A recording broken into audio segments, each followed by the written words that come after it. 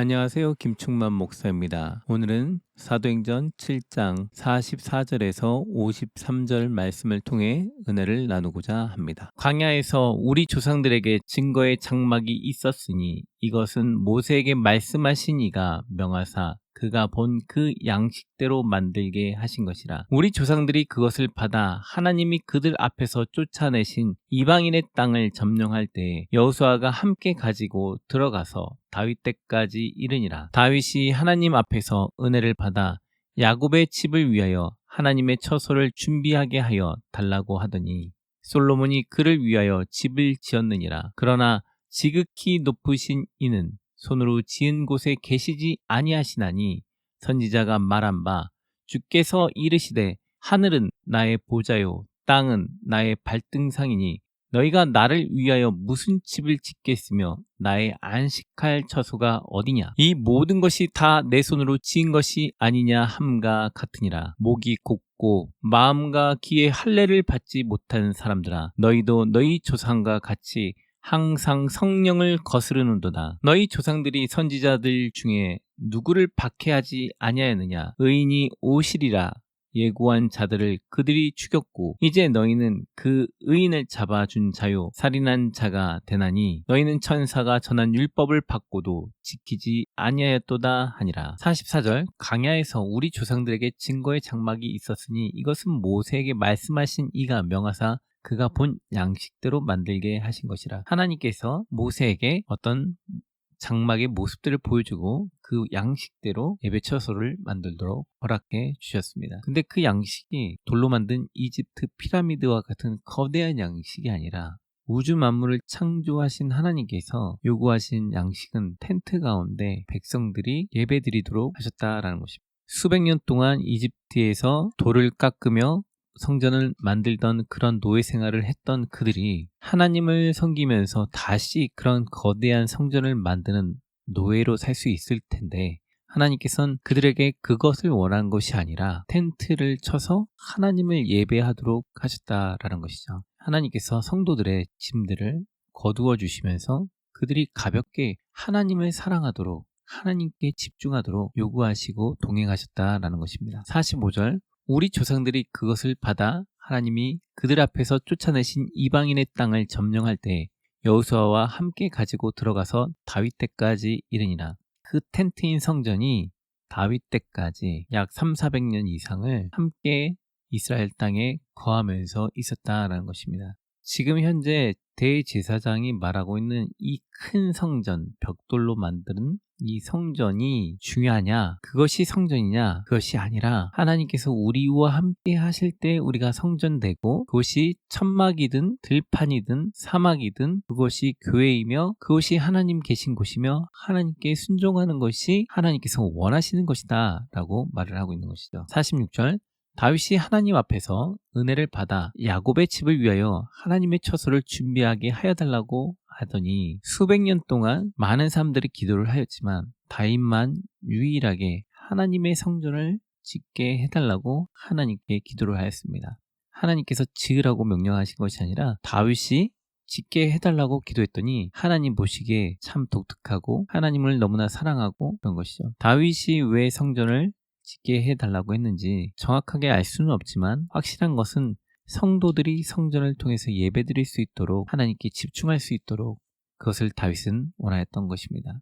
그래서 다윗은 레위인들을 통해서 찬양대도 만들고 성전을 관리하기도 하고 하는 모습들을 볼 수가 있는 것이죠. 47절 솔로몬이 그를 위하여 집을 지었느니라. 다윗은 집은 짓지 않았습니다. 기도만 하였고 성전을 짓기 위해서 재물만 모았죠. 왜냐하면 다윗은 전쟁을 통해서 너무 많은 사람들을 죽였기 때문에 그가 성전을 짓는다라는 것은 하나님 앞에 합당하지 않았습니다. 그래서 하나님께서는 솔로몬을 통해 그 집을 짓길 허락하셨습니다. 48절 그러나 지극히 높으신 이는 손으로 지은 곳에 계시지 아니하시나니 선지자가 말한 바 하나님께서는 손에 지은 곳에 절대 계시지 않습니다. 지금 대제사장이 거하는 이 성전도 사실은 솔로몬이 지은 성전이 무너지고 난 다음에 헤롯이 다시 지은 것이죠.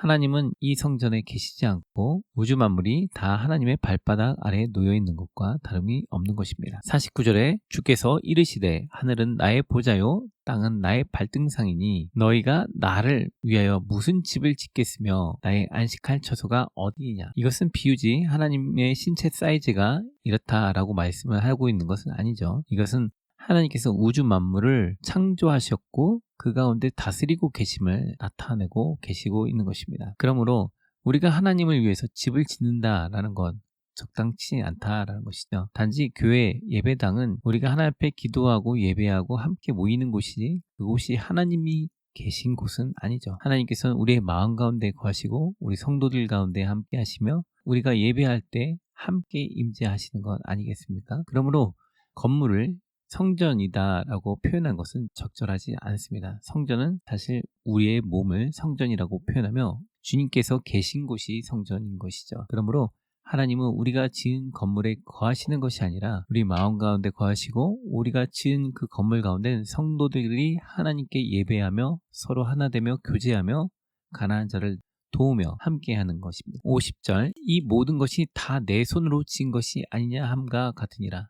하나님께서 우주 만물을 다 창조하셨습니다. 그러므로 주님께서는 우리가 지은 건물 가운데 거하시는 것이 아닙니다. 51절 목이 곧고 마음과 귀에 할례를 받지 못한 사람들아 너희도 너희 조상과 같이 항상 성령을 거스르노다. 성령께서는 지속적으로 우리의 몸이 성전이다. 내가 너희와 함께한다. 나의 말을 들어라. 내가 보낸 지도자는 하나님의 말씀의 음성을 듣는 것이다 라고 하는데 이들은 자꾸 보이는 성전, 보이는 율법, 보이는 것에 집착하며 그것을 제도화하는 것에만 관심이 있고 그것을 통해 자신들의 부귀와 영화를 쌓는 것에만 관심이 있었습니다. 아브라함은 부자가 되어도 그 땅에 자신의 집을 지은 적이 없습니다. 오직 무덤만 하나 샀을 뿐입니다. 그런데 이들은 이 땅에 궁궐 같은 성전을 지으며 성도들의 헌금을 통해 건물을 올리며 자신들의 부와 명예를 쌓아 올리고 있는 것입니다. 그러나 하나님께서는 모세를 통하여 일하실 때도 성도들에게 건물을 지으라고 한 적이 없었고 또한 그들과 동행하며 그들에게 하나님이 되어주시고 그들에게 힘이 되어주시고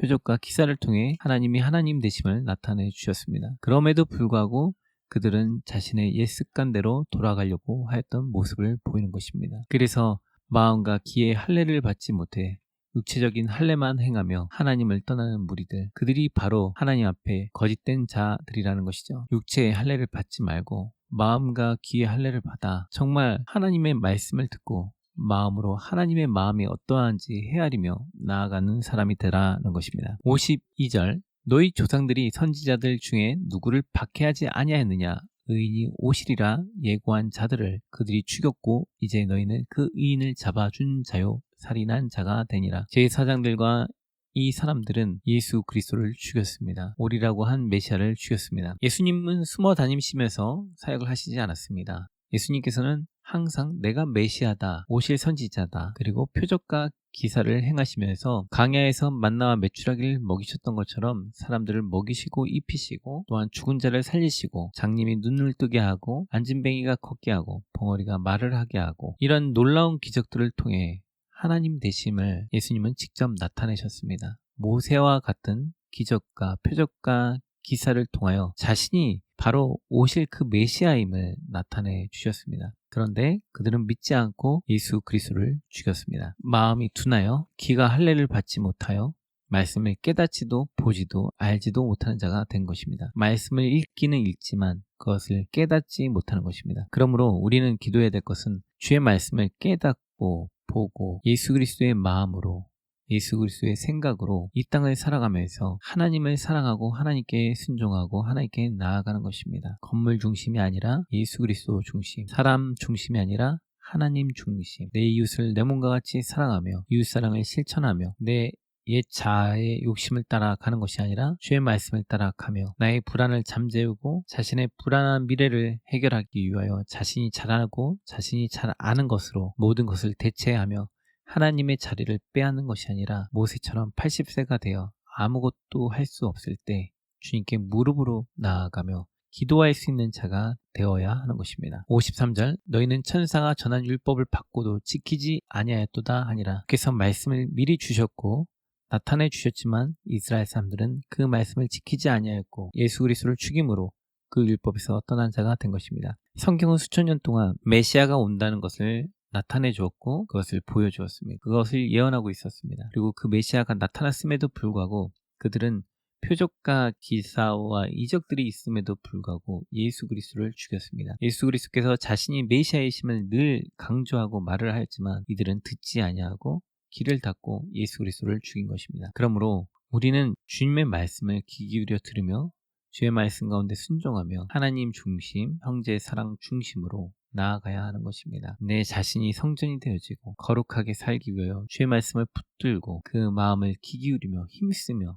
깨닫기 위하여 기도하며 나아가는 저희가 되어야 하는 것입니다. 자신의 의지대로 사는 것이 아니라 하나님의 의지대로 사는 자들이 되어야 하는 것입니다. 오늘 말씀을 통해서 느낀 점은 모세처럼 기도하며 나아가는 자가 되자. 내 자신이 성전이 되어 거룩하게 하나님과 동행하며 하나님을 사랑하며 나아가는 자가 되자라는 것을 읽었습니다.